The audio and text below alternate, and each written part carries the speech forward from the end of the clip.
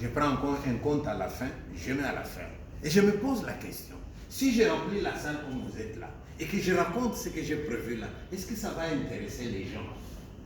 Et je peux tester auprès des amis, etc. On dit non, Dieu, c'est bon ce que tu dis là. Mais attention, hein, moi je ne suis pas quelqu'un qui va faire comme les bouffons, qui pour faire rire les gens, ils mettent des histoires pour faire le ventre ou des lunettes comme ça. Non, c'est pas ça. Moi, quand je suis en Belgique en train de faire mon spectacle, dans la salle, c'est plein de médecins, c'est plein d'avocats, des gens qui, dès que tu dis une phrase, tu n'as même pas encore terminé, ils vont où tu vas en venir. Donc, c'est vraiment de l'intellectuel, mais raconté avec finesse. Alors, puisque j'ai parlé des contes, je vais vous donner un exemple avec 2 contes. Vous allez voir comment 2 contes peuvent faire partie d'un spectacle. Alors, quand je vais dire histoire, vous m'encouragez, racontez. Histoire, Racontez. Il était une fois dans un village, un monsieur qui vivait en Europe et qui a payé les études de son frère qui étudiait au Congo. Un moment, le petit frère, il a fini ses études, mais il continue à demander de l'argent. Et le gars de l'Europe, il est fatigué, il dit, mais attends, j'ai payé tes études pendant autant d'années, maintenant tu ne peux pas me foutre la paix, c'est pas le moment n'est pas venu pour que tu puisses te débrouiller. Et il dit, vieux, c'est vrai que tu as payé mes études, hein, mais ici le boulot on n'en trouve pas, nous sommes au Congo. Hein. Et le vieux, il dit, bien, je vais moi-même voir. Et il vient, et il contacte les gens, les uns et les autres. Et on lui suggère au jeune homme qui avait fini ses études de droit, on lui dit, hey, on a entendu dire qu'au jardin zoologique, on engage les gens. Et lui, il dit, je suis juriste. Qu'est-ce que j'irai faire au jardin zoologique? On lui dit, mais vas-y d'abord, on ne sait jamais. Hein. Peut-être qu'on a besoin de quelqu'un dans l'administration. Il dit, on ne peut rien en allant voir. Il écrit une lettre d'emploi, il va là-bas et il est engagé tout de suite. Et il demande à son employeur, à quoi va consister mon travail? L'employeur lui dit, quand tu viendras lundi pour commencer, on va te le dire. Et il va dire à sa femme chérie, j'ai trouvé un travail, $2000 par mois. Ouh, tout le monde danse, la farine sur la tête, on est content. Notre vie va changer. Et quand il arrive les jours suivants pour commencer le travail, on lui dit qu'il était en costume. Hein. On dit non, c'est pas avec ces costumes-là que tu vas travailler. Tu enlèves, là, dans ce bureau-là, on va te donner ton costume de travail. Le type arrive dans l'autre bureau et on lui donne un costume taillé dans une peau d'antilope. Et les cornes de l'antilope sont encore sur le costume. Et lui, il dit, c'est le carnaval ou quoi? C'est pas le carnaval. Essaye de porter ça, oui. Mais alors pour faire quoi? Il dit, écoute, dans ces pays, on n'a plus d'argent. Nous voulons trouver de l'argent. Il n'y a pas que toi, nous aussi on va avoir de l'argent. Alors le problème c'est les idées. Alors tu vas mettre ce costume, tu fais comme si tu étais une antilope. Oh. On va te mettre dans une cage. Oh. Et ton travail c'est de sauter, de gambader. Et quand les gens viendront regarder, tu fais attention à ce qu'ils disent. Et ils vont se rendre compte que c'est une antilope intelligente. Ils vont raconter partout. Les gens viendront nombreux pour voir l'antilope intelligente. Or, quand ils viennent, ils payent les droits d'entrée. Plus on aura des droits d'entrée, plus on aura de quoi te donner $2000. Ah, avoir fait une licence pour finir aux eaux comme une antilope. Laissez-moi aller demander à ma femme. Et il arrive, il demande à la femme.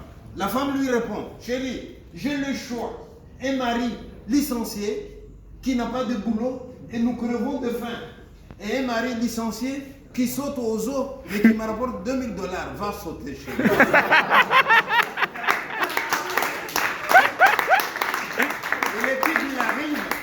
Le type il arrive, il saute, et ça se passe bien, les gens regardent, ils sont intéressés, on raconte partout, et l'argent commence à entrer, les autres deviennent plus riches, etc. À la fin du mois, $2000. Il a eu une telle réputation, ces eaux-là. Les gens venaient de partout. Alors un jour, hein, notre pauvre ami, il est fatigué tellement d'avoir sauté. Alors de continuer de sauter, qu'est-ce qu'il fait? Il s'est assoupi et il s'est endormi. Mais voilà qu'au moment où il est endormi, le soigneur vient pour nettoyer la cage. Il les trouve endormis. Mais comme le soigneur avait un grand respect pour les animaux, il s'est dit, je ne vais pas les déranger. Alors il les prend avec beaucoup de précautions. Il les dépose dans la cage d'à côté. Vous voyez, je n'ai encore rien dit. Il les pose dans la cage de côté et il nettoie. Et quand il a fini de nettoyer, il oublie de ramener dans la cage avec son seau et son balai, et voilà qu'il s'en va. L'autre ami se réveille. Il regarde autour de lui. À 2 mètres, un lion dormait là. Il dit, mon Dieu, je comprends, les 2000, c'était pour m'offrir à manger au lion. Il dit, tout ce que j'ai fait comme étude, je vais mourir bêtement. Parce que je voulais $2000. Mon Dieu. Et il voit le soigneur qui va. Et là, il est dans un dilemme. Appeler le soigneur, le lion va se réveiller. Mais s'il crie, le lion va se réveiller. Et là, il se met à trembler. La transpiration. Il a tellement transpiré, le pauvre. Il allait s'évanouir. Voilà que le lion se réveille. Il le regarde et lui dit, ne t'en fais pas, mon frère. J'ai fait le même travail.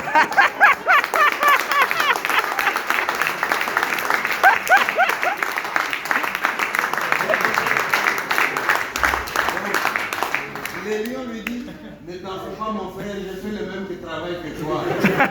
Même l'hippopotame que tu vois à la fin,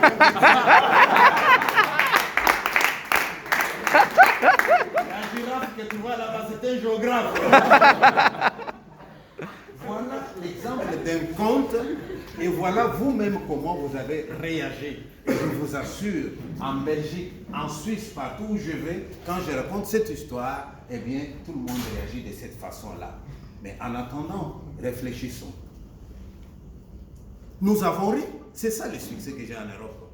Mais ce monsieur-là, il nous fait rire. Hein. Mais quand on a ri, hein, après, il faut réfléchir. Voilà un pays dans lequel un licencié en droit, ou dans n'importe quelle autre discipline, doit faire l'antilope pour vivre. Vous comprenez ce que je veux dire par là? Eh bien, on va loin. Mais en même temps, quand ils vous regardent, vous voyez, ils sont tellement attentifs dans la salle. Vous dites, bien, maintenant je vais les faire participer un peu. Parce qu'il y en a qui vont dormir. Et là, je vais dire, je vais vous raconter maintenant une autre histoire. Mais là, vous devez participer avec moi. D'accord, d'accord. Alors, histoire. Histoire. Histoire. Okay. C'est une maman qui est enceinte. Elle a mis au monde. Elle a pris son congé de maternité. Mais 3 semaines après, elle doit travailler dans le champ. Mais comme il n'y a pas de crèche dans le village, maman a pris son enfant et l'a mis au dos. Elle arrive au champ, elle coupe des herbes, elle met en dessous des grands arbres. Elle met l'enfant, elle prend un tissu et les couvre pour le protéger du soleil. Elle prend sa houe, elle se met à travailler. Au fur et à mesure qu'elle travaille, elle avance. Au fur et à mesure qu'elle avance, elle s'éloigne de l'enfant. Vers 11 heures, maman est déjà loin, à l'autre bout du champ. Et l'enfant qui est resté tout seul se réveille. Puisqu'il ne voit pas sa maman, il se met à pleurer. Il pleure, le pauvre, il pleure. Et maman n'a rien entendu. Mais là-haut dans l'arbre, il y a un grand oiseau. L'oiseau entend pleurer l'enfant. Voilà l'oiseau qui descend. Il regarde l'enfant, il dit, oh, il est mignon cet enfant. Et qu'est-ce qu'il fait? Il les prend. Il remonte avec lui, tout doucement, jusque là-haut dans l'arbre. Là, il les met dans son nid. Il les berce en chantant. L'enfant s'endort. À midi, la maman revient sur où elle avait posé l'enfant. L'enfant n'est plus là. Maman se met à pleurer. Qui a pris mon enfant, s'il vous plaît? Qui a pris mon enfant? Elle pense peut-être qu'un lion est passé par là et que les lions ont mangé l'enfant. Elle pleure de plus belle. Elle a tellement pleuré que l'enfant qui dormait là-haut se réveille, commence à pleurer. La dame qui entend la voix de l'enfant se demande, mais où est-ce qu'il est? Où est-ce qu'il est? Elle lève les yeux, elle voit l'enfant dans l'arbre. Mais comment tu as fait pour arriver là? Comment tu as fait? Elle voit l'oiseau. Elle comprend que c'est l'oiseau qui a volé l'enfant. Elle demande à l'oiseau, s'il te plaît, bel oiseau, il a faim en ce moment, s'il te plaît, ramène-le-moi. Et l'oiseau refuse de lui ramener l'enfant. Et l'arbre était haut, hein? Maman ne pouvait pas monter dans l'arbre. Hein? Mais maman ne monte pas dans les arbres. Alors il a tellement pleuré, finalement c'est un vieux qui s'approche. Le vieux chez nous, c'est des sages. Et le vieux dit à la dame, madame, tu ne pleures pas, tu demandes à l'oiseau, il va te ramener ton enfant. Mais je lui ai demandé, il ne veut pas me le ramener. Oh, ça dépend comment tu lui as demandé. Je lui ai dit, tu as bien fait de les garder, maintenant tu me les ramènes. Ah non, madame, c'est pas comme ça que tu aurais dû lui demander. Ah bon, qu'est-ce que j'aurais dû faire? Eh bien, tu lui dis exactement la même chose, mais en chantant. Les oiseaux chantent, hein, ils ne comprennent que les chansons. Mais il ajoute, madame, je te préviens. S'il y a une seule fausse note dans ta chanson, va ramener l'enfant. Pour qu'il ramène l'enfant, tu dois chanter bien. Alors, puisque la maman était fatiguée, puisqu'elle avait déjà beaucoup pleuré, il y avait beaucoup de chances qu'elle chante mal. Alors, je vais vous demander maintenant, tous ensemble, nous allons chanter avec la maman. Si nous chantons bien, l'oiseau va nous ramener l'enfant. Si nous ne chantons pas bien, il ne va pas nous ramener l'enfant et ça sera de votre faute. Moi, je vais chanter les paroles de la mère qui dit, s'il te plaît, ramène-moi mon enfant. Je chanterai aussi les paroles de l'oiseau qui dit, madame, je me méfie. Quand je viendrai avec l'enfant, tu vas tirer sur moi. Madame qui dit, non, je n'ai pas une arme, s'il te plaît, ramène-moi mon enfant. Et dans tout ça, vous n'avez que le refrain, le nom de l'enfant que vous reprenez en cœur pendant que moi j'entonne. Vous avez compris les enjeux? Oui. Voilà, je vous apprends les refrains, vous allez voir, il n'est pas difficile. Concentrez-vous, reprenez après moi. Changa. Changa. Changalala. Changalala. Changa. Changa. La mélodie, maintenant je donne le rythme. Changa, changa, la la, changa. 1, 2. Changa, changa, la la, changa. À chaque fois que je vais entonner, vous reprenez ce refrain-là. On y va. Changa, changa, la la, changa. 1, 2. Changa, changa, la la, changa. Nyonyi wetu waluka numushimwe. Changa, changa, la la, changa. Nyonyi wetu kumpanyi mwananya. Changa, changa, la la, changa. Nyonyi wetu kikabanga kimbuya. Changa, changa, la la, changa. Nyonyi wetu misasa ibabandi. Changa, changa, la la, changa. Nyonyi wetu mabela sansakani. Changa, changa, la la, changa. Mwambombo kwikadini twanda. Changa, changa, la la, changa. Kwikadi wakambila ayeba. Changa, changa, la la, changa. Ni nyonyi kindeji wa mwana. Changa, changa, la la, changa.